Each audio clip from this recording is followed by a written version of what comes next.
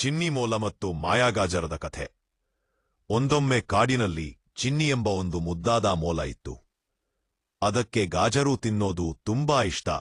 ಒಂದು ದಿನ ಚಿನ್ನಿ ಗಾಜರು ಹುಡುಕುತ್ತಾ ಕಾಡಿನೊಳಗೆ ಹೋಗ್ತಾ ಹೋಗ್ತಾ ಹೊಳೆಯ ಬಳಿಯಲ್ಲಿ ಹೊಳೆಯಂತೆ ಮಿನುಗುತ್ತಿರವ ಮಾಯಾಗಾಜರು ಕಂಡಿತು.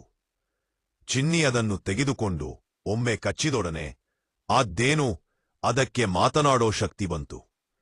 ಅಯ್ಯೋ, ನಾನೇ ಮಾತಾಡ್ತಾ ಇದ್ದೀನಿ ಅನ್ಸುತ್ತೆ ಎಂದು ಚಿನ್ನಿ ಆಶ್ಚರ್ಯದಿಂದ ಕೂಗಿತು. ಆ ಮಾತಿನ ಶಬ್ದ ಕೇಳಿ ಕಾಡಿನ ನರಿ, ಕರಡಿ, ಜಿಂಕೆ ಎಲ್ಲರೂ ಬಂದು ನೋಡಿದರು. ಕರಡಿ ಕೇಳಿತು, ಏ ಚಿನ್ನಿ, ನಿನಗೆ ಈ ಶಕ್ತಿ ಹೇಗೆ ಬಂತು? ಚಿನ್ನಿ ನಗುತ್ತಾ ಹೇಳಿತು, ಮಾಯಾಗಾಜರು ಸಿಕ್ಕಿತು ಅನ್ನೋದು ನನ್ನ ಭಾಗ್ಯ. ಆಗ ನರಿ ಹೇಳಿತು, ಈ ಶಕ್ತಿಯನ್ನು ಒಬ್ಬನೇ ಬಳಸೋದು ಸರಿಯಲ್ಲ, ಎಲ್ಲರಿಗೂ ಸಹಾಯ ಮಾಡ್ಬೇಕಾ ಪಿರಿ? ಚಿನ್ನಿಗೆ ಮಾತು ತುಂಬಾ ಇಷ್ಟವಾಯಿತು. ಪಾಕ ಆ ದಿನದಿಂದ ಚಿನ್ನಿ ತನ್ನ ಮಾಯಶಕ್ತಿಯನ್ನ ಬಳಸಿ ಎಲ್ಲಾ ಪ್ರಾಣಿಗಳಿಗೆ ಸಹಾಯ ಮಾಡ್ತು. ಅಡವಿಯಲ್ಲಿ ಕಳೆದು ಹೋದ ಕೋಗಿಲೆ ಮರಿಯನ್ನ ತಾಯಿ ಕೋಗಿಲೆಯ ಬಳಿಗೆ ಕರೆದೊಯ್ತು. ಜಿಂಕೆಯ ಕಾಲು ನೋವಾಗಿದ್ದಾಗ ಮದ್ದು ತರಿಸಿಕೊಟ್ಟಿತು.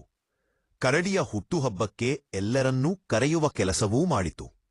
ಪಕ್ಕ ಎಲ್ಲ ಪ್ರಾಣಿಗಳು ಚಿನ್ನಿಯನ್ನ ಮಾತಿನ ಮುದ್ದುಮೋಲ ಅಂತ ಕರೆಯಲು ಶುರು ಮಾಡಿದರು.